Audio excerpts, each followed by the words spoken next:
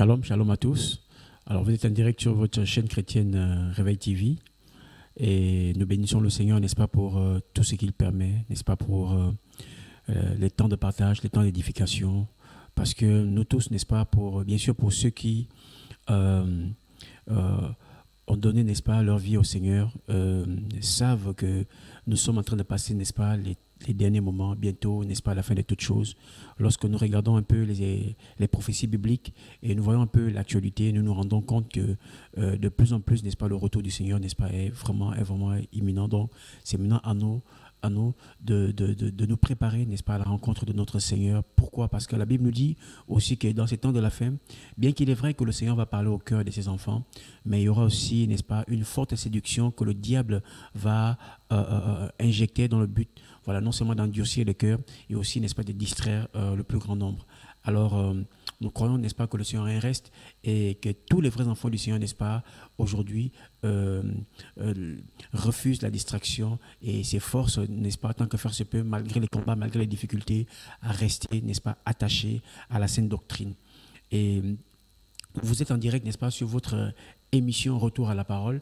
Et ce soir, n'est-ce pas, nous allons aborder un thème, le feu étranger dans l'Église, ou encore, n'est-ce pas, les fausses manifestations de la présence du Seigneur dans plusieurs assemblées.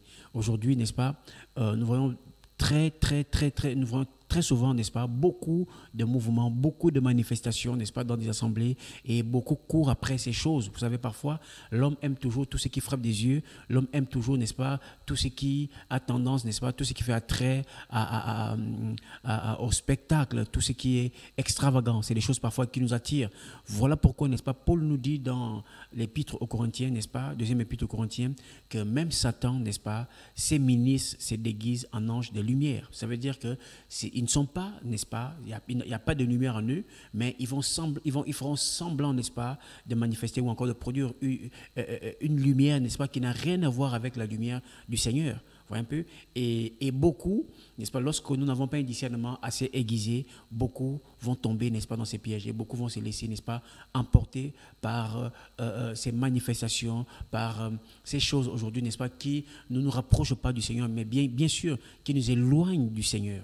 Alors, donc, voilà pourquoi, n'est-ce pas, le Seigneur nous dit dans sa parole, il dit, prenez garde, n'est-ce pas, ou littéralement, faites attention que personne ne vous séduise, ou encore que personne ne vous sorte du droit chemin. Vous voyez un peu, le chemin, n'est-ce pas, qui nous mène au ciel, nous pousse à nous conformer aux Écritures, nous pousse, n'est-ce pas, à vivre, n'est-ce pas, à laisser la croix du Seigneur, n'est-ce pas, opérer dans nos vies, afin de nous amener, n'est-ce pas, à changer.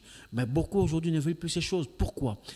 Parce qu'il y a autre chose, n'est-ce pas, il y a un autre plateau, apparemment, n'est-ce pas, qui semble à vue d'œil, n'est-ce pas, qui semble beau, mais qui n'a rien à voir, n'est-ce pas, avec la parole du Seigneur, qui n'a rien à voir avec l'évangile du Seigneur. Vous voyez, donc, voilà pourquoi, frère, il est nécessaire, n'est-ce pas, de nous laisser interpeller par la parole et toutefois, n'est-ce pas, et de rester en état d'éveil parce que les temps sont difficiles et la séduction est tellement subtile. Alors, nous allons comprendre un peu, nous allons regarder à la lumière des Écritures, que produisait, n'est-ce pas, la présence de Dieu, de Yahweh, n'est-ce pas, dans la vie de ses enfants. Ça veut dire que la bibliquement, n'est-ce pas, quand le Seigneur s'est manifesté, n'est-ce pas, quand sa présence descendait, frère, il y avait une attitude, n'est-ce pas, que ceux qui, n'est-ce pas, vivaient cette expérience-là, n'est-ce pas, manifestaient. Ouais, la présence du Seigneur ne vient pas d'abord pour nous exciter et pour nous amener à crier. Elle produisait, n'est-ce pas, elle produisait quelque chose dans le cœur, n'est-ce pas, de ceux qui l'expérimentaient.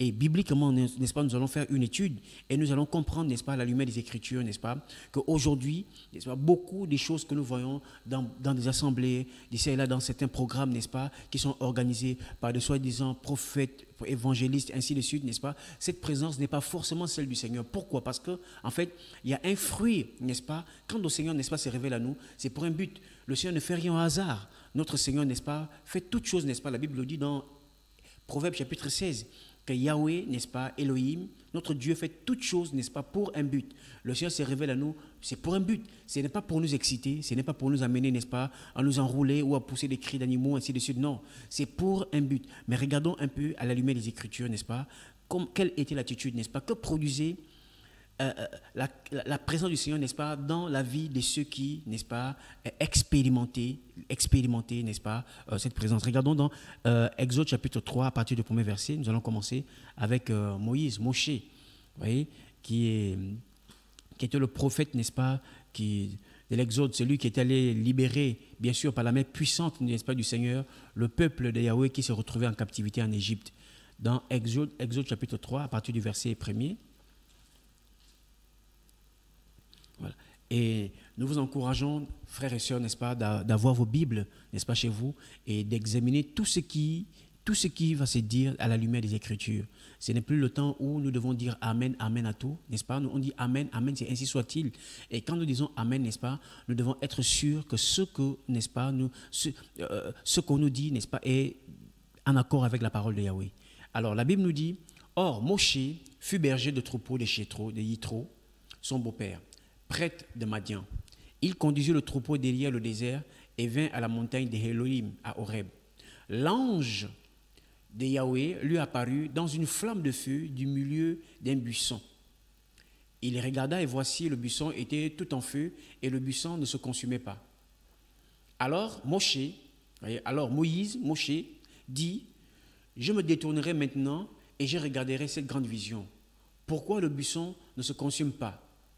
Yahweh vit que Moïse s'était détourné pour regarder. Elohim l'appela du milieu du buisson en disant, Moshe, Moshe, et il répondit, me voici. Elohim dit, n'approche pas d'ici. Ôte tes sandales de tes pieds, car le lieu où tu te tiens est un sol saint. Et il dit aussi, je suis l'Elohim de ton père, l'Elohim d'Abraham, l'Elohim de Yitzhak, l'Elohim de Yaakov. Moshe cacha son visage parce qu'il craignait de regarder vers Elohim. Vous voyez? Et la Bible nous dit que Moïse, n'est-ce pas, Moshe va cacher son visage parce qu'il avait eu la crainte, n'est-ce pas, de regarder Elohim. Vous voyez? Donc, la présence du Seigneur, n'est-ce pas, a poussé Moïse, n'est-ce pas, Moshe, à se cacher, à cacher son visage. Donc, littéralement, n'est-ce pas, ça a créé dans le cœur de Moïse, n'est-ce pas, la crainte. Et nous allons regarder encore dans Exode au chapitre 24, à partir du verset 15. Vous voyez, pour comprendre que la présence du Seigneur, n'est-ce pas, lorsque le Seigneur s'est révélé à son peuple, à ses enfants, n'est-ce pas, dans la Bible, c'était pour un but, c'était pour susciter, n'est-ce pas, quelque chose dans leur cœur. Dans Exode chapitre 24, à partir du verset 15, oui. Alors la Bible dit, Moshe monta sur la montagne et une nuée couvrit la montagne. Vous voyez, verset 16, la gloire de Yahweh demeura sur la montagne de Sinaï. Et la nuée la couvrit pendant 6 jours. Et au 7e jour, il appela Moshe du milieu de la nuée. Et ce qu'on voyait de la gloire de Yahweh au sommet de la montagne était comme un feu dévorant aux yeux des enfants d'Israël. Vous voyez, la Bible dit que les enfants d'Israël, n'est-ce pas, quand ils regardaient, n'est-ce pas, ils voyaient la manifestation de la présence de Yahweh, n'est-ce pas, sur la montagne, c'était comme un feu dévorant. Vous voyez, c'était comme un feu dévorant. Et ce feu dévorant, n'est-ce pas, amenait la crainte dans le cœur, n'est-ce pas, du peuple d'Israël. Ça veut dire que le peuple de Yahweh, n'est-ce pas, tombait, n'est-ce pas, sous la crainte de Yahweh. Et nous allons lire aussi Exode chapitre 24 à partir du verset 15. Vous voyez, Exode 24 à partir du verset 15. Vous voyez, nous allons comprendre que la parole de Yahweh, n'est-ce pas, le Seigneur ne parle pas en vain. Vous voyez, voilà. Exode chapitre 19, excusez-moi, Exode 19, désolé, verset 16 au verset 19. Exode chapitre 19, verset 16 à 19. Alors la parole de Yahweh va nous aider à comprendre, n'est-ce pas, le but, n'est-ce pas, de la présence du Seigneur. Pourquoi le Seigneur, quand le Seigneur s'est manifesté, quand la gloire du Seigneur s'est présentée, n'est-ce pas, qu'est-ce que ça produisait, n'est-ce pas, dans le cœur de ses enfants. Alors, et il arriva le 3e jour, quand le matin fut venu, et qu'il y eut des voix, des éclairs et une grosse nuée sur la montagne, avec des très fortes sons de chauffards. Et tout le peuple dans le camp fut effrayé. Il y avait la peur, parce qu'il y avait des grondements comme des tonnerres, voyez un peu. Alors Moshe fit sortir le peuple du camp pour aller au-devant d'Élohim, et ils s'arrêtèrent au pied de la montagne. Or, le mont Sinaï était tout couvert de fumée, face à Yahweh, qui y était descendu dans le feu. Sa fumée montait comme la fumée d'une fournaise. Toute la montagne tremblait beaucoup. Alléluia. La Bible nous dit que, n'est-ce pas, quand le Seigneur voyez un peu, descendait, voyez un peu, c'était comme du feu. Il y avait du feu. Et la montagne était imbibée par le feu, et la montagne, n'est-ce pas, tremblait.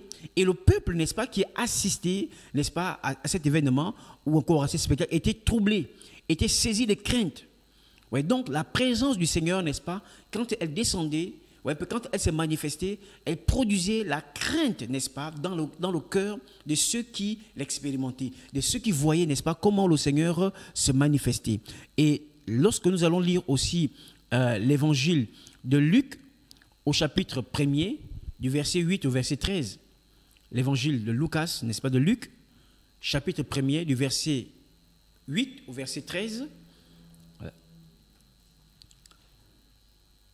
voilà, nous allons regarder ce que les Écritures nous disent, n'est-ce pas, pour attester, pour confirmer le message. La Bible dit, « Or, il arriva que comme il exerçait la prêtrise devant Élohim, selon l'ordre de sa classe, il fut désigné par le sort, selon la coutume de la prêtrise, pour entrer dans le temple du Seigneur et y brûler l'encens. Oui, mais toute la multitude du peuple était dehors, en prière, à l'heure de l'encens. Et l'ange du Seigneur lui apparut, ouais, un peu la Bible dit, et l'ange du Seigneur lui apparut, se tenant debout à droite de l'autel de l'encens, et Zacharie fut troublé en le voyant, et la crainte tomba sur lui. Vous voyez, la Bible dit, n'est-ce pas, mais l'ange, au verset 13, mais l'ange lui dit, Zacharie, n'est-ce pas, n'aie pas peur, car ta supplication a été entendue, et ta femme Élisabeth t'enfantera un fils, et tu l'appelleras du nom de Yonan. Vous voyez un peu? Alors, on peut s'arrêter par là. La Bible nous dit que lorsque l'ange, n'est-ce pas, va se présenter à Zacharie, n'est-ce pas, ou encore à Zacharie, Zacharie, n'est-ce pas, sera saisi, n'est-ce pas, de peur. Vous savez, il y a des anges messagers à qui le Seigneur envoie, n'est-ce pas, pour véhiculer un message à ses enfants. Et aussi dans l'Ancienne Alliance, n'est-ce pas, l'ange de l'Éternel était une préfiguration aussi de Yoshua, Mashiach, Jésus-Christ de Nazareth. La Bible nous dit, n'est-ce pas, l'ange ici, vous voyez un peu, voyez, lorsqu'il va se présenter à Zacharie, Zacharie va être saisi de crainte. La peur va prendre, n'est-ce pas, va toucher son cœur. Vous voyez, et quand on est saisi de peur, frère, il y a une attitude, n'est-ce pas, qu'on adopte. Ça veut dire qu'on ne peut plus se comporter, n'est-ce pas, comme d'habitude. Vous voyez un peu, il y a une attitude, n'est-ce pas, de respect. Il y a une attitude, n'est-ce pas, d'obéissance, n'est-ce pas, qui automatiquement se saisit de nous. Vous voyez un peu. Vous voyez, la présence du Seigneur. Vous voyez, la présence du Seigneur, n'est-ce pas, poussait des gens à demeurer, n'est-ce pas, dans la crainte. Ils avaient peur. Parce que la Bible nous dit, n'est-ce pas, que notre Elohim est aussi un feu dévorant. Et quand il descendait, n'est-ce pas, sur la montagne d'Horeb, toute la montagne était enflammée par le feu. Et le peuple, n'est-ce pas, lorsqu'il vivait, n'est-ce pas, cette situation, n'est-ce pas, vous voyez un peu, le peuple était tourmenté. Les gens avaient peur. Les gens étaient saisis de crainte, de peur. Frère, donc nous comprenons ici, n'est-ce pas, la lumière des Écritures, que quand le Seigneur, n'est-ce pas, se manifeste, n'est-ce pas, par sa présence, ce n'est pas d'abord dans le but de nous exciter, ce n'est pas d'abord dans le but, n'est-ce pas, de nous amener à nous agiter, c'est pour produire en nous, n'est-ce pas, la crainte. Vous voyez un peu? Nous allons lire encore Daniel chapitre 10, à partir du verset 10. Vous voyez, Daniel? Oui. Voilà, c'est des gens, n'est-ce pas, qui ont expérimenté cette présence-là. Et aujourd'hui, si nous ne faisons pas attention, nous pouvons tomber, n'est-ce pas, dans des fausses manifestations, n'est-ce pas, qui n'ont rien à voir avec la présence de Yahweh. Voyez? Et la Bible dit, « Et voici comme une main me toucha et secoua mes genoux et les paumes de mes mains. Et il me dit, Daniel, l'homme précieux d'Élohim, sois attentif aux paroles que je vais te dire et tiens-toi debout à la place où tu es, car je suis maintenant envoyé vers toi.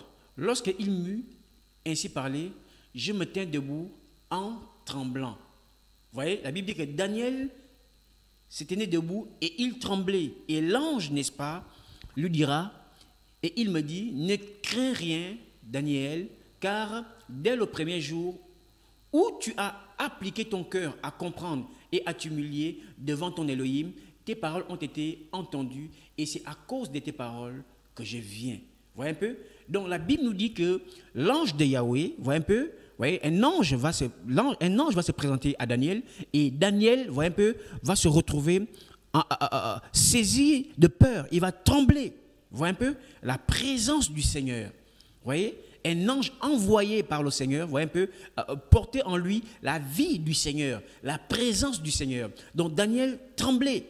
Vous voyez, il tremblait et l'ange était obligé, n'est-ce pas, de le rassurer en lui disant, n'est-ce pas, Daniel, n'aie pas peur, prends courage.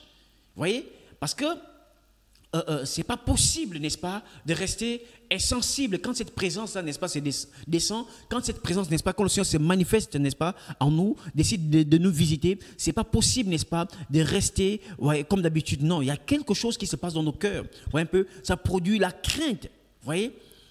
Alors, donc, frère, il est nécessaire, n'est-ce pas, de comprendre qu'aujourd'hui, il y a beaucoup, n'est-ce pas, de feux étrangers qui se manifestent ou qui se sont introduits, n'est-ce pas, de manière subtile dans beaucoup d'assemblées, mais qui n'a rien à voir avec le feu du Seigneur. Alors, comment savoir que ce n'est pas le feu véritable du Seigneur? Vous voyez, ça veut dire, en fait, ce feu-là ne produit pas la crainte. Vous voyez, les vies ne changent pas. C'est les personnes, n'est-ce pas, qui sont à la quête, n'est-ce pas, des prophéties, qui veulent prêcher l'évangile, qui veulent servir, qui veulent chanter, mais dans leur vie, il n'y a pas une transformation véritable. Vous savez, la crainte du Seigneur, n'est-ce pas, nous amène à quoi? N'est-ce pas? À la soumission à la parole du Seigneur, à nous soumettre à la volonté du Seigneur, au renoncement, n'est-ce pas, à notre mauvaise vie, à notre ancienne vie. Voilà pourquoi dans Matthieu, n'est-ce pas, la Bible nous dit que quand Jean-Baptiste va voir les pharisiens venir à son baptême, alors il va leur dire: qui vous a appris à fuir la colère à venir? Fils du diable, ou encore descendant, n'est-ce pas, ou race des vipères, descendant du diable. Et ensuite, il dira: produisez donc les fruits dignes de la repentance. Vous savez, ce n'est pas possible, n'est-ce pas, d'être visité par le Seigneur, n'est-ce pas, sans que cette crainte-là, n'est-ce pas, ne soit suscitée dans ton cœur. Vous voyez, parce que c'est la crainte du Seigneur, n'est-ce pas, qui nous pousse à renoncer au péché, à renoncer, n'est-ce pas, à notre mauvaise vie. Si on ne craint pas le Seigneur, n'est-ce pas, on va toujours, n'est-ce pas, marcher, vivre dans le péché. On ne comprendra pas, n'est-ce pas, la nécessité d'abandonner le péché. Et aujourd'hui, n'est-ce pas, beaucoup, n'est-ce pas, vivent des fausses présences du Seigneur, vous voyez un peu, en pensant que c'est le Seigneur qui les visite, alors que ça n'a rien à voir avec le Seigneur. C'est d'autres manifestations. Vous voyez un peu, nous savons que si ce n'est pas la manifestation du Seigneur, c'est forcément, n'est-ce pas, la manifestation de l'autre. Vous voyez, beaucoup ne veulent pas entendre ou écouter cet évangile. Pourquoi? Mais parce que ça fait mal. Mais c'est la vérité. Vous voyez un peu, la vérité ne vient pas dans le but, n'est-ce pas, de nous caresser, de nous cajoler. La Bible nous dit que la parole est comme une épée à double tranchant. Vous voyez un peu? Donc la parole vient pour nous blesser, n'est-ce pas? Et ensuite pour nous guérir. Oui, blessé pourquoi? Parce qu'en fait, nous avons besoin d'être dépouillés de notre vieille nature. Cette nature pécheresse, cette nature corrompue, n'est-ce pas, par ce système, par ces valeurs aujourd'hui que le monde met en exergue. Vous voyez? Donc, quand la parole arrive, n'est-ce pas, c'est pour nous libérer, c'est pour nous éclairer, c'est pour nous affranchir, nous amener à comprendre, n'est-ce pas, que le Seigneur, n'est-ce pas, n'a rien à voir avec tout ce que le monde nous propose. Vous voyez, et beaucoup, n'est-ce pas, beaucoup ne comprennent pas ces choses. Alors voilà pourquoi il y en a qui demeurent dans l'aveuglement. Vous voyez, Yeshua va dire aux pharisiens: quand vous dites que vous voyez, et comme vous dites que vous voyez, votre péché demeure. Et ceux qui disent qui ne voient pas, n'est-ce pas, et qui viennent en lui, vous voyez, leurs péchés leur sont pardonnés. Vous voyez un peu, quand, dans Jean chapitre 9, après la délivrance, n'est-ce pas, de la guérison de l'aveugle, n'est-ce pas, de monsieur qui était né aveugle. Vous voyez, les pharisiens ont refusé de croire à ces miracles. Pourquoi? Parce qu'en fait, dans leur cœur était mauvais. Vous voyez, ils ne se laissaient pas interpeller, n'est-ce pas, par la puissance du Seigneur qui s'est manifestée par notre Seigneur Jésus-Christ de Nazareth. Vous voyez un peu? Ils étaient aigris, ils étaient jaloux. Donc, ils étaient dans les ténèbres. Mais aux yeux des gens, n'est-ce pas, ils donnaient une image, n'est-ce pas, qui était autre, une image pieuse, une image, n'est-ce pas, de la piété. Mais alors que dans leur cœur, n'est-ce pas, c'était des personnes qui étaient remplies d'immondices, qui étaient remplies, n'est-ce pas, d'impureté. Vous voyez? Et le fait, n'est-ce pas, de refuser de se laisser interpeller par le Seigneur, n'est-ce pas, a fini par les condamner. Et beaucoup aujourd'hui, n'est-ce pas, dans ces temps de la fin, vous voyez, acceptent des choses qui n'ont rien à voir avec la parole du Seigneur. Vous voyez, avec Jésus, il n'y a pas de compromis. Vous voyez, la Bible nous dit, n'est-ce pas, que le Seigneur vient chercher une église sans tache ni rien de semblable. Ça veut dire une église, n'est-ce pas, qui vit selon les principes bibliques, qui vit, n'est-ce pas, selon les commandements que le Seigneur nous a donnés. Et ces commandements-là, n'est-ce pas, ne sont pas des commandements inventés par des hommes. Vous voyez un peu, ces commandements-là, n'est-ce pas, nous les retrouvons, n'est-ce pas, dans sa parole. Voilà pourquoi, frères et sœurs, nous devons davantage faire attention. Nous vivons les temps de la fin. La séduction est tellement subtile que beaucoup aujourd'hui, si nous ne veillons plus, n'est-ce pas, si nous ne veillons pas, frère, nous allons glisser petit à petit, n'est-ce pas, et nous serons enfoncés, n'est-ce pas, dans la boue du péché. Le diable va nous aveugler en pensant que, en faisant de nous, n'est-ce pas, en faisant de nous, nous allons penser qu'en étant des religieux, nous allons dans nos assemblées, nous avons des postes, nous sommes des prophétesses ou des choristes ou encore des chantres ou encore des anciens, mais dans nos vies, n'est-ce pas, nous sommes constamment dans le péché, mais le tout c'est d'aller en assemblée, aller dans l'église, aller dans un bâtiment qu'on appelle par abus de langage église, ou bien être connu par l'homme de Dieu, on va te donner des postes, des responsabilités, mais toutes ces choses-là, n'est-ce pas, ne te sauvent pas. Mais il faut regarder à ta vie. Ça veut dire que si dans ta vie, n'est-ce pas, ta vie est entachée par le péché, alors comprends qu'en fait, tu es en train de t'éloigner ou encore tu es éloigné du Seigneur. Soit tu l'as connu ou, n'est-ce pas, tu n'as jamais connu le Seigneur. Il y en a qui l'ont connu, n'est-ce pas, mais à cause des mauvaises fréquentations, à cause du manque, n'est-ce pas, que beaucoup ne veillent plus, voyez un peu, beaucoup n'ont plus une intimité propre avec le Seigneur, alors beaucoup se sont fait mordre, beaucoup se sont laissés, n'est-ce pas, mordre, n'est-ce pas, par le serpent, par le venin du diable. Et ces venins-là a fini petit à petit, n'est-ce pas, par les corrompre. Et beaucoup sont retournés, n'est-ce pas, à ce qu'ils avaient vomi. Alors donc, le Seigneur, n'est-ce pas, par ces messages, nous interpelle à nous examiner. Ouais, le Seigneur nous sauve, non pas d'abord pour les ministères, ce n'est pas d'abord pour que nous soyons prophètes, chantres, pasteurs, évangélistes, non, c'est d'abord pour notre salut, pour l'éternité. Jésus est mort à la croix, n'est-ce pas, pour nous pardonner de péché, afin que nous puissions obtenir, n'est-ce pas, le salut de nos âmes. Ce n'est pas d'abord courir après les postes. Ce n'est pas d'abord courir, n'est-ce pas, pour faire des miracles, non. Vous voyez, c'est des choses, n'est-ce pas, que nous pouvons réaliser, n'est-ce pas, ou vivre, vous voyez un peu, mais à condition que nos vies, n'est-ce pas, soient en bon état avec le Seigneur, en condition que nos vies soient en conformité, n'est-ce pas, avec la parole du Seigneur. Or, beaucoup, n'est-ce pas, ont relégué l'essentiel à la dernière place et ils ont mis en place, n'est-ce pas, le m'as-tu vu. Ils veulent, n'est-ce pas, être connus des hommes de Dieu. Ils veulent, n'est-ce pas, être connus des hommes. Ils sont prêts, n'est-ce pas, à faire des grands sacrifices, n'est-ce pas, pour embellir les bâtiments d'église les bâtiments qu'on appelle par abus de langage église, n'est-ce pas, avec des belles décorations, ainsi de suite. Oui, c'est vrai, ces choses-là, ça peut arriver. Mais si nos vies, n'est-ce pas, ne sont pas en accord avec la parole du Seigneur, mais tout ce que nous faisons là, c'est en vain. Voilà pourquoi le Seigneur nous dit, que servira-t-il un homme de gagner le monde entier, mais s'il perd son âme? On peut toutefois, n'est-ce pas, plaire aux hommes, mais si ta vie ne plaît pas au Seigneur, où passeras-tu ton éternité? Alors, c'est des questions que nous devons tous nous poser. Et dans Actes au chapitre 5, à partir du premier verset, nous sommes en train d'étudier, n'est-ce pas, à la lumière des Écritures, qu'est-ce que produisait la présence du Seigneur, n'est-ce pas, produisait dans le cœur de ceux qui l'expérimentaient. Dans Actes chapitre 5, à partir du verset 1 jusqu'au verset 11. Regardons ce que la Bible nous dit. Dans Actes des Apôtres. Alors la Bible nous dit, voilà, mais un homme du nom de Chanania, avec Saphira, sa femme, vendit une propriété. Et du consentement de sa femme, il détourna quelque chose du prix et en ayant apporté une partie, il l'a mis aux pieds des apôtres. Mais Pétros, ou encore Pierre dans d'autres versions, lui dit, Chanania ou encore Ananias, pourquoi Satan a-t-il rempli ton cœur pour mentir au Saint-Esprit et détourner quelque chose du prix de la terre?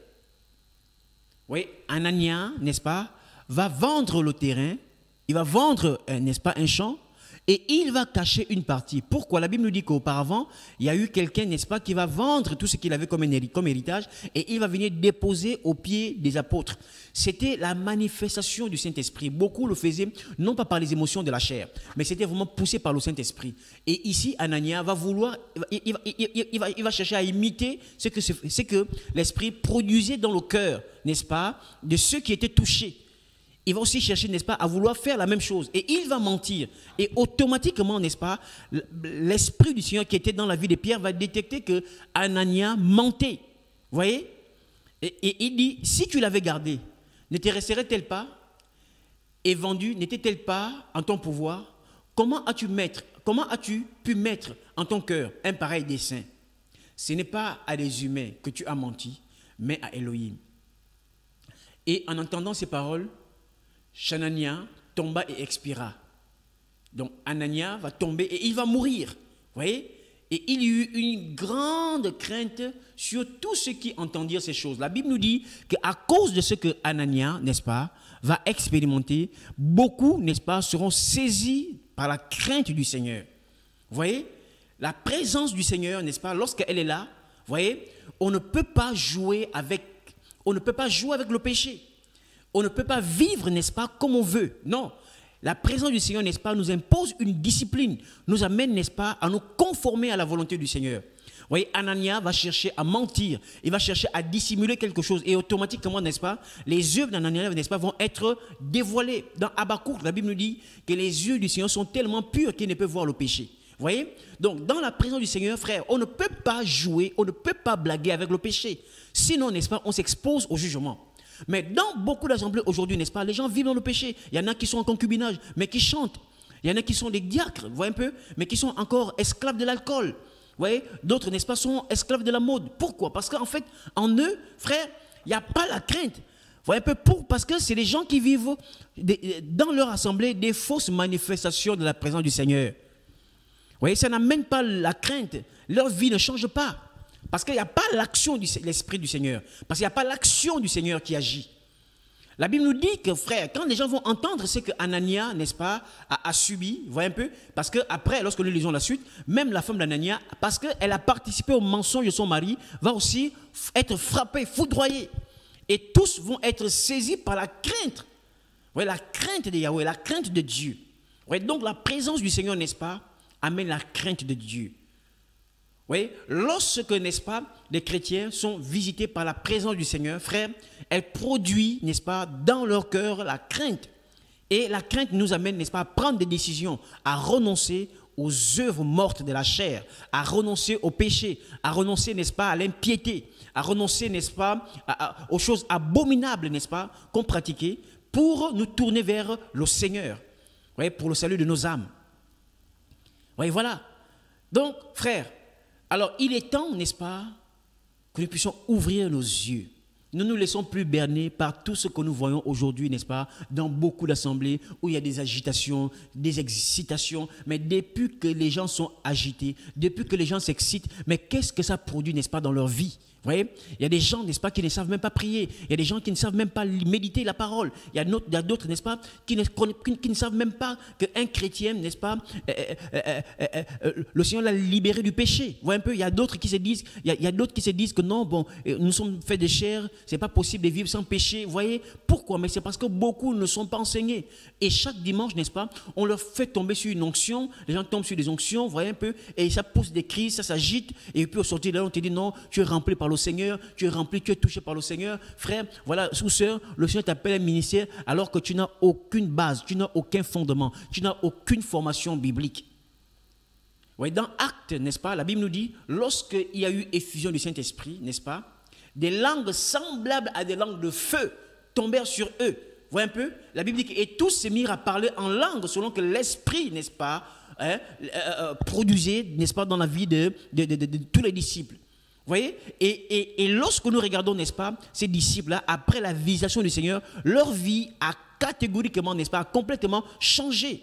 Vous voyez, des personnes hier qui étaient hypocrites, n'est-ce pas, qui étaient remplies de peur, vous voyez un peu, seront saisies par l'Esprit du Seigneur, n'est-ce pas, et vont proclamer l'Évangile afin que les âmes viennent au Seigneur, malgré les tribulations, malgré les combats. Vous voyez, c'est des gens qui tenaient ferme. Pourquoi? Parce qu'en eux, frère, il y avait eu quelque chose qui s'était passé.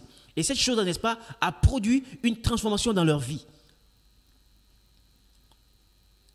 Frère, vraiment, vous voyez, c'est un sujet assez capital. Vous voyez, aujourd'hui, n'est-ce pas, beaucoup, n'est-ce pas, sont tellement séduits. Beaucoup se laissent embrigader. Beaucoup se laissent, n'est-ce pas, entraîner par des manifestations, des visitations, ainsi de suite. Voilà un peu. Et ça prête à la confusion. Et dans Lévitique chapitre 10, nous allons lire une histoire. Dans Lévitique chapitre 10, oui. Comment, n'est-ce pas, les fils d'Aaron vont apporter, n'est-ce pas, le feu étranger dans le temple du Seigneur. Lévitique chapitre 10 à partir du premier verset. Alors, si vous avez vos Bibles sur vous et vous êtes à la page, alors nous, à la télévision, nous allons lire sur dans la version Bible de Yehoshua Mashiach. Alors, les fils d'Aaron, regardons bien, frères et sœurs. La Bible ne parle pas ici, n'est-ce pas, de n'importe qui. C'était les fils d'Aaron. Aaron était sacrificateur. Ça veut dire que c'était à eux, n'est-ce pas, que revenait la responsabilité, voyez un peu, de travailler au temple. D'être, n'est-ce pas, ces médiateurs-là, entre Yahweh, Elohim et le peuple. C'était les fils d'Aaron. Et Aaron, n'est-ce pas, c'est quelqu'un que le Seigneur avait choisi, et sa famille, pour présenter, pour travailler au temple. Nabab et Abihu prirent chacun leur encensoir et mirent du feu et placèrent de l'encens dessus. Les encensoirs, bibliquement, n'est-ce pas, ouais, un peu, était l'image de la prière. De la même façon que Aaron, lorsqu'il allait dans le lieu saint, n'est-ce pas, pour aller offrir, pour aller présenter les holocaustes que le peuple apportait, n'est-ce pas, c'était une façon d'intercéder, non seulement pour lui, ouais, un peu pour sa famille, et aussi pour le peuple. Et ses fils, n'est-ce pas, étaient à côté, n'est-ce pas, de Aaron. La Bible nous dit, ils présentèrent devant Yahweh un feu étranger, ce qui ne leur avait pas ordonné. Donc, ils vont amener un feu étranger. Et le feu sortit de devant Yahweh et les dévora. Ils mourirent devant Yahweh. Vous voyez, la Bible nous dit, on va s'arrêter par là. Voici, n'est-ce pas, les deux fils de Aaron, Nadab et Abihu. Vous voyez, ils vont introduire dans le temple qui était un lieu sacré. Le temple, n'est-ce pas, qui était l'épicentre du judaïsme. Vous voyez, ils vont amener, n'est-ce pas, ils vont présenter un feu étranger. C'était le feu, vous voyez, bien sûr, mais ce n'était pas le feu produit par Yahweh. C'était un feu, n'est-ce pas, qui n'avait rien à voir avec le feu, n'est-ce pas, que représentait Yahweh. Le feu que Yahweh voulait, le feu que Yahweh, n'est-ce pas, attendait, le feu que Yahweh avait donné comme consigne. Ouais, un peu, le Seigneur avait donné des directives. Mais eux, ils vont introduire un autre feu. Vous voyez? Et automatiquement, n'est-ce pas, les jugements du Seigneur, la Bible dit que le feu de Yahweh va tomber sur eux et tous vont mourir. Pourquoi? Parce que, en fait, si le Seigneur laissait ce feu-là, n'est-ce pas, dans son temple, en fait, ça allait polluer tous ceux qui allaient venir pour adorer Adonai. Et automatiquement, n'est-ce pas, le Seigneur a tranché par un jugement. Frère, or, aujourd'hui, n'est-ce pas, combien, n'est-ce pas, de feux étrangers, vous voyez un peu, sont expérimentés ou encore, vous voyez un peu, vécus dans des assemblées. Vous voyez, beaucoup, vous voyez un peu, se laissent emporter par le feu étranger. Pourquoi? Mais c'est parce qu'en fait, la présence du Seigneur n'y est plus. Il n'y a plus la présence du Seigneur. Voilà pourquoi, n'est-ce pas, le Seigneur, le diable s'introduit, n'est-ce pas, et il apporte quoi? Le feu étranger. Pourquoi? Parce que dans beaucoup d'assemblées, frères, il y a des idoles qui sont rentrées, où les hommes sont vénérés. Vous voyez, il y a des gens qu'on appelle les révérends. Vous voyez, on va révérer des gens. Vous voyez un peu? Or, celui qu'on révère, n'est-ce pas, la révérence renvoie aussi quelque part aussi à l'adoration. Les gens sont adorés, les gens sont adulés. Vous voyez? Or, et la Bible nous dit, dans Ésaïe, que Elohim ne partage pas sa gloire. Il ne donne pas sa gloire aux hommes, ni son honneur aux idoles. Dans Ésaïe 43. Vous voyez un peu? Donc, le feu étranger, n'est-ce pas, est rentré dans les assemblées. Et donc, ça veut dire que si ce n'est pas le feu de Yahweh, ça veut aussi dire que le feu, n'est-ce pas, les manifestations, n'est-ce pas, qui sont produites, n'est-ce pas, par la présence de ce feu-là, n'ont rien à voir avec le Seigneur. Voilà. N'ont rien à voir avec le Seigneur. Vous voyez, c'est un feu, n'est-ce pas, démoniaque. Voilà pourquoi, en fait, dans nos vies, il n'y a jamais eu, dans la vie de beaucoup de personnes, n'est-ce pas, il n'y a pas la conviction de péché. On tombe tout le temps, n'est-ce pas, dans des transes, on tombe tout le temps, n'est-ce pas, nous sommes excités, mais les vies ne sont pas changées. Vous voyez? Et regardons encore, n'est-ce pas, dans Actes au chapitre 8, à partir du verset 4 au verset 13. Nous allons voir qu'en fait, il y a des gens, n'est-ce pas, qui ont en eux d'autres présences que la présence du Seigneur. Et c'est des personnes, n'est-ce pas, par leur pratique, peuvent apporter des influences. Les gens peuvent les suivre, n'est-ce pas, et être impactés par la vie que ces personnes manifestent, alors que cette vie-là, n'est-ce pas, n'est pas du Seigneur. Voilà, Actes chapitre 8, versets 4 à 13. Voilà. Alors la Bible nous dit, alors ceux qui avaient été dispersés allaient en effet de lieu en lieu, annonçant la parole d'Élohim. Verset 5. Et Philippos, étant descendu dans la ville de Samarie, leur prêcha le Mashiach. Vous voyez, Philippe ne va pas prêcher la prospérité. Philippe ne va pas prêcher une congrégation. Philippe ne va pas prêcher une religion. Philippe ne va pas prêcher un homme. Il va prêcher Yehoshua, Jésus-Christ de Nazareth. Vous voyez un peu? Et les foules d'un commun accord étaient attentives à ce que Philippos disait, et l'entendant et en voyant les signes qu'il produisait. Car les esprits impurs de beaucoup de personnes qui en avaient sortaient en criant à grande voix, et beaucoup de paralytiques et de boiteux furent guéris. Et il y eut, n'est-ce pas, une grande joie dans cette ville-là. Or, il y avait auparavant dans la ville, voyez un peu, un homme du nom de Shimon, voyez un peu, ou Simon, qui pratiquait des actes de magie et étonnait la nation de la Samarie, disant de lui-même être quelqu'un de grand, auquel tous s'attachaient, depuis le plus petit jusqu'au plus grand, disant, celui-ci est la grande puissance d'Élohim. Or, il s'attachait à lui parce que depuis assez longtemps, il les avait étonnés par ses sorcelleries. Ouais, la Bible nous dit que Simon le magicien, n'est-ce pas, il pratiquait, n'est-ce pas, de la sorcellerie. Et les gens de Samarie étaient sous l'envoûtement de Simon le magicien. Vous voyez?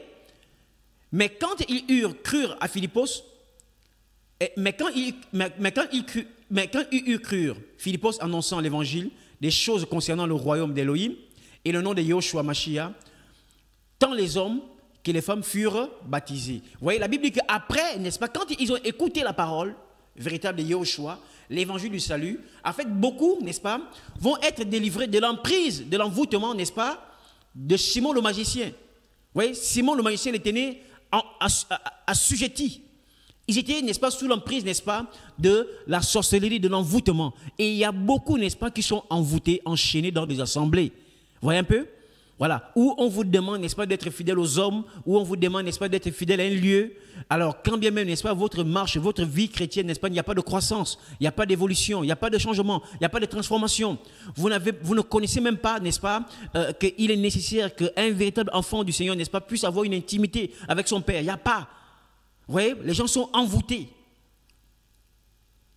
Vous voyez? Où on leur demande, n'est-ce pas, de boire constamment de l'eau avec du sel. Vous voyez un peu, il y a même des personnes, n'est-ce pas, qui se font dénuder, qui se font déshabiller par des prophètes, en soi disant, n'est-ce pas, parce qu'on va leur proposer, n'est-ce pas, des séances de délivrance. Vous voyez, des choses abominables aujourd'hui, n'est-ce pas, sont pratiquées dans des assemblées. Pourquoi? Parce que la présence du Seigneur n'y est plus. Vous voyez un peu, des choses aujourd'hui que les gens vivent, c'est des manifestations démoniaques. C'est des manifestations qui sont produites, n'est-ce pas, par des démons. Ça n'a rien à voir avec la présence du Seigneur. Vous voyez, nous avons lu que quand la présence de Yahweh, n'est-ce pas, descendait, les gens étaient saisis de crainte. Les gens avaient la crainte, ils avaient peur. Vous voyez, or aujourd'hui, n'est-ce pas, il n'y a plus la crainte du Seigneur. Pourquoi? Mais parce qu'en fait, vous voyez un peu, ces manifestations démoniaques-là, ces fausses manifestations, ces fausses présences du Seigneur-là, n'est-ce pas, ne peuvent pas nous amener à la crainte de Yahweh. Vous voyez un peu? Alors ça nous amène à faire quoi? À justifier, n'est-ce pas, notre état de péché. Oui, comme il y en a, j'écoutais quelqu'un qui disait non, le péché n'existe plus, c'est maintenant la faute. Vous voyez un peu? On va trouver, n'est-ce pas, des choses bizarres pour vouloir justifier le péché. Vous voyez, c'est des choses, n'est-ce pas, qui peuvent marcher devant les hommes. Mais je vous assure que la Bible nous dit que tout être humain devrait rendre compte à Dieu par rapport à la vie qu'il aura menée sur terre. Que tu sois riche, que tu sois pauvre, peu importe ce que tu es, peu importe ce que tu as. N'est-ce pas? Même toi qui fais semblant parfois d'aller les dimanches en assemblée, alors que tu sais que réellement tu n'as pas rencontré le Seigneur, tu continues, n'est-ce pas, à demeurer dans le concubinage, à vivre dans le mensonge, à vivre, n'est-ce pas, dans l'impiété. La Bible nous dit, n'est-ce pas, qu'au jugement dernier, nous allons rendre compte, n'est-ce pas, de notre vie, de la façon dont nous avons vécu sur terre. Vous voyez un peu? Et la Bible nous dit, n'est-ce pas, devant Jésus-Christ, tout genou fléchira et toute langue confessera que Jésus-Christ est Seigneur. Alors voilà pourquoi, n'est-ce pas, sur terre, le Seigneur nous accorde la grâce d'écouter l'évangile véritable. Pourquoi? Parce qu'il veut nous interpeller. Vous voyez un peu, l'interpellation du Seigneur, n'est-ce pas, nous amène à sortir, n'est-ce pas, non seulement à sortir, et aussi à pouvoir détecter, n'est-ce pas, les pièges que le diable met devant nous. Les pièges, n'est-ce pas, qui nous maintiennent, n'est-ce pas, dans l'ignorance, dans l'aveuglement. Ouais, les gens sont complètement aveuglés. Ouais, la Bible nous dit que Simon, voyez, nous avons lu dans Actes chapitre 5, Simon, n'est-ce pas, pratiquait de la sorcellerie. Donc les gens étaient envoûtés. Et les gens, quand ils voyaient Simon, n'est-ce pas, exercer, les gens disaient, oh, voici la grande puissance de Dieu. Donc les gens étaient convaincus que c'était Yahweh, c'était Dieu qui travaillait au travers de Simon, alors que c'était le diable. Vous voyez? Et il y a beaucoup, n'est-ce pas, qui se retrouvent, n'est-ce pas, dans la même situation que le peuple de Samarie en ce moment. Beaucoup, n'est-ce pas, sont sous le contrôle, n'est-ce pas, des satanistes. Vous voyez, des personnes qui vont tisser des alliances, n'est-ce pas, avec le cultisme. Vous voyez un peu, d'autres qui vont, n'est-ce pas, dans des pays, aller chercher le vaudou, aller chercher, n'est-ce pas, des pratiques pour venir faire tomber des gens, pour venir faire pousser des gens, n'est-ce pas, des cris d'animaux, ainsi de suite. Les gens s'enroulent par terre, mais les vies ne changent pas. Ouais, les vies ne changent pas. Et puis quand on se lève de ces choses, on dit, oh mais il y a eu une forte présence de Dieu, la présence de Dieu était terrible, les gens sont tombés, les mêmes personnes pour qui on prie, des mêmes démons qu'on chasse, tout le temps les mêmes personnes tombent, tout le temps, tous les dimanches, chaque réunion, les mêmes personnes tombent sur le fait des démons, mais quand est-ce, n'est-ce pas, tu seras délivré des démons? Vous voyez? Pourquoi? Mais c'est parce qu'en fait, nous, beaucoup, n'est-ce pas, sont impactés par des fausses présences du Seigneur. Ce sont des présences démoniaques, n'est-ce pas? Au lieu, n'est-ce pas, d'obtenir des délivrances, n'est-ce pas, davantage, on vous alourdit encore des vies. Vous voyez un peu? Voilà. Regardons encore dans Actes au chapitre 16, à partir du verset 16 au verset 20. Oui. Vraiment, frères et sœurs, voyez, ne nous laissons plus séduire. C'est le temps où chacun de nous, n'est-ce pas, doit réellement faire un retour, n'est-ce pas, vers les Écritures. Le retour à la parole. Examiner tout ce qui s'est fait, tout ce qui s'est dit dans nos assemblées à la lumière des Écritures. Beaucoup de chrétiens ont perdu le discernement. Vous voyez un peu? Ils se basent sur des prophéties qui n'ont même pas de fondement biblique. La Bible nous dit que Dieu, Yahweh, soutient toutes choses par sa parole puissante. On leur donne des prophéties qui n'ont pas de fondement biblique. Pourquoi? Mais c'est parce que c'est des personnes qui ne sont pas enseignées. Vous voyez? Or, vous savez, on dit souvent que tout flatteur vit aux dépens de celui qui l'écoute. Vous voyez? Si on écoute, n'est-ce pas, des gens qui nous apportent des flatteries, qui nous apportent, n'est-ce pas, de la philosophie, vous voyez un peu? Alors, mais c'est normal aujourd'hui que nos vies, vous voyez un peu, que nos vies dépendent de ces soi-disant prophètes ou pasteurs. Alors, donc, Acte chapitre 16, à partir du verset 16 au verset 20. La Bible dit, la Bible nous dit, voilà, Acte chapitre 16, or il arriva que comme nous allions à la prière, une jeune esclave qui avait un esprit de python, vous voyez un peu, et qui, en devinant, procurait beaucoup de profit à ses maîtres, et est venue à notre rencontre. Et elle nous suivait, Paulos et nous, en criant, en disant, ces hommes sont les esclaves de l'Élohim, très haut, et ils vous annoncent la voie du salut. Et elle faisait cela depuis plusieurs jours, mais Paulos, fatigué, se retourna et dit à l'esprit, je t'ordonne, au nom de Yahushua Mashiach, de sortir d'elle, et il sortit à l'heure même. Vous voyez, voici une femme, n'est-ce pas, qui était sous l'emprise, n'est-ce pas, d'un démon, d'un esprit de python, voyez un peu, et qui prophétisait. Lorsque nous regardons un peu le contexte, c'est une femme qui disait ce qui était vrai. Les pôles, n'est-ce pas, étaient réellement les envoyés du Seigneur. Elle prophétisait des choses qui étaient vraies, mais ce n'était pas le Saint-Esprit qui agissait. La présence qui se manifestait en elle n'avait rien à voir avec le Seigneur. C'était le diable, par le python, par un esprit de python. Et il y a beaucoup aussi, n'est-ce pas, dans des assemblées qui donnent des prophéties. Vous voyez un peu? Vous voyez, qui donnent des prophéties, ainsi de suite. Mais ce n'est pas le Saint-Esprit, ce n'est pas la présence réellement du Seigneur. Ce sont les esprits démoniaques. Vous voyez un peu? Mais comment, n'est-ce pas, comment discerner ces esprits-là si nous ne sommes pas formés? Comment discerner ces esprits-là si nous n'avons pas une intimité avec le Seigneur? Oui, les gens sont tellement occupés, on leur donne des postes dans les assemblées, de lundi à dimanche, les gens sont occupés, répétition de chantres, voilà, rencontre des femmes leaders, les femmes, n'est-ce pas, ainsi de suite. Il y a tellement de choses, n'est-ce pas, les gens sont occupés, il n'y a plus le temps d'avoir une intimité avec le Seigneur. Si tu es déconnecté du Seigneur, mais comment est-ce que tu pourras te rendre compte que ce qui est dit là est du Seigneur ou bien ce qui est dit n'est pas du Seigneur? Vous voyez un peu? Alors beaucoup se font avoir. Beaucoup se font avoir. Et le diable est tellement subtil, frère. Il va tellement te saturer. Il va t'occuper pour t'empêcher à prendre du temps à méditer la parole, pour t'empêcher à prendre du temps à prier. Parce qu'il sait que si tu pries, si tu creuses avec le Seigneur, n'est-ce pas, le Seigneur finira par te révéler, n'est-ce pas, des choses qui ne sont pas de lui, des choses qui se font, n'est-ce pas, dans les assemblées qui n'ont rien à voir avec sa présence. Ouais, un peu, et il occupe, n'est-ce pas, il occupe les gens, n'est-ce pas, par divers tâches, par plusieurs, n'est-ce pas, occupations, ainsi de suite. Vous voyez? Or, la Bible nous dit que le Seigneur, n'est-ce pas, dans Marc, le Seigneur nous a libérés pour que nous soyons d'abord avec lui. C'est d'abord avec le Seigneur. Non pas d'abord pour courir dans les assemblées, ça et là, n'est-ce pas, pour chercher à épater ou à appeler aux hommes. Non, c'est d'abord pour être avec le Seigneur. Donc, le Seigneur veut que chaque enfant, chacun de ses enfants, n'est-ce pas, ait une intimité avec lui. Que nous soyons en relation avec le Seigneur. Vous voyez, frères? Donc, vraiment, soyons vigilants. Soyons attentifs. Les temps sont mauvais. Bientôt, le retour imminent de notre Seigneur. Et le diable, la Bible nous dit que le diable est descendu, n'est-ce pas, sur terre, animé d'une grande colère. Il va davantage dévorer les vies. Et en dévorant les vies, n'est-ce pas, l'un des moyens, n'est-ce pas, qu'il va utiliser aujourd'hui, c'est quoi? C'est le feu étranger, des fausses manifestations, des fausses révélations, des fausses prophéties, des faux enseignements. Des enseignements, n'est-ce pas, qui ne produisent pas en nous la crainte du Seigneur, la haine du Seigneur, la haine du mal. Vous voyez un peu, ça nous pousse davantage à être charnels. Des enseignements, n'est-ce pas, qui nous poussent, n'est-ce pas, à nous conformer au monde actuel. Frères, ces choses-là, vous voyez un peu, la Bible nous dit que la terre passera. Vous voyez un peu, la terre va passer. La terre va passer.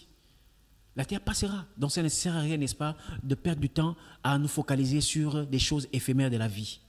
C'est le temps où chacun de nous doit être vrai avec lui-même. Nous devons être vrais d'abord avec nous-mêmes. Tu connais qui tu es, tu sais la vie que tu mènes. Ça ne sert à rien d'avoir Jésus-Christ à la bouche pour dire non, je suis chrétien, alors que tu sais qu'en fait, tu as du mal à sortir du péché. Tu as du mal, n'est-ce pas, à renoncer à la chair. Tu es toujours dominé par la colère. Tu es toujours dominé, n'est-ce pas, par le mensonge. Tu as toujours la haine dans ton cœur. Voilà un peu. Tu as du mal à sortir, n'est-ce pas, du concubinage.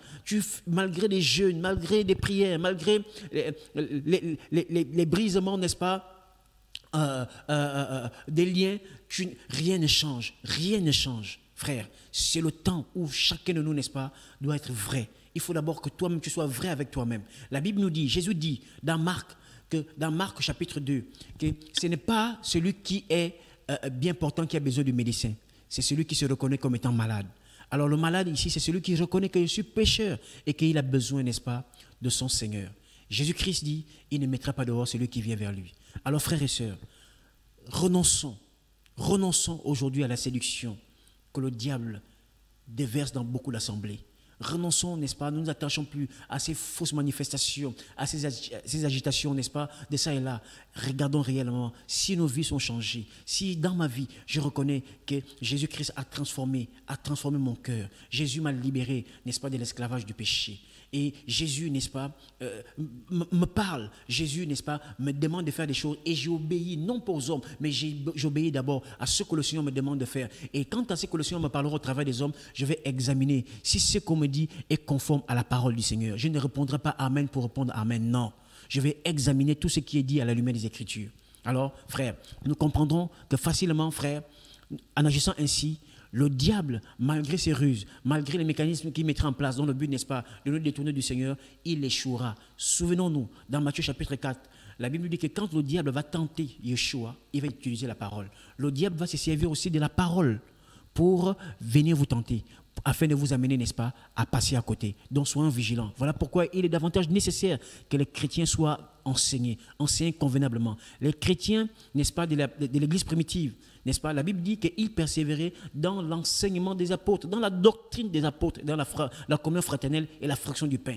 Les vies étaient bâties par les enseignements. Or, aujourd'hui, n'est-ce pas, on nous bâtit des vies par autre chose, par beaucoup de distractions, par beaucoup, n'est-ce pas, des choses qui n'ont rien à voir avec la parole du Seigneur. Alors, voilà pourquoi aujourd'hui les chrétiens sont facilement manipulables. Voilà pourquoi on arrive à les mentir, on arrive, n'est-ce pas, à leur demander de se dénuder, pour leur faire des délivrances, et ces personnes-là se dénudent. Pourquoi? Mais c'est parce que les gens ne sont pas enseignés. Vous voyez un peu? On leur impose le joug de la dîme, on leur impose le joug qu'on ne va pas voir l'homme de Dieu les mains vides. Vous voyez un peu pourquoi? Parce que les gens ne sont pas enseignés. Vous voyez un peu? Alors, si ces gens-là ne sont pas des vrais envoyés du Seigneur, ils ne pourront pas vous enseigner la vérité. Pourquoi? Parce qu'en fait, en vous enseignant la vérité, vous allez vous rendre compte, n'est-ce pas, des pièges du diable, et vous ne serez plus leur proie. Alors voilà pourquoi, n'est-ce pas, ils vous maintiennent dans l'ignorance, frère. Mais à toi, réellement, n'est-ce pas, le Seigneur te donne la capacité de pouvoir sortir de ces choses-là. En faisant comment?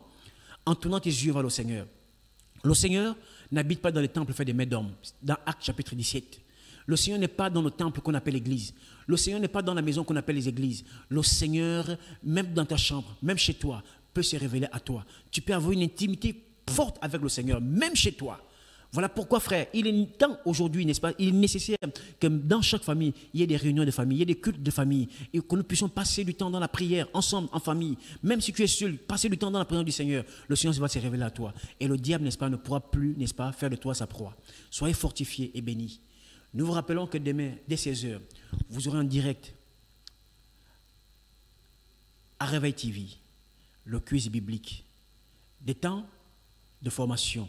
Une émission qui nous permet, n'est-ce pas, où les questions seront posées, les questions bibliques, et d'autres personnes, n'est-ce pas, pourront répondre à partir de 16h.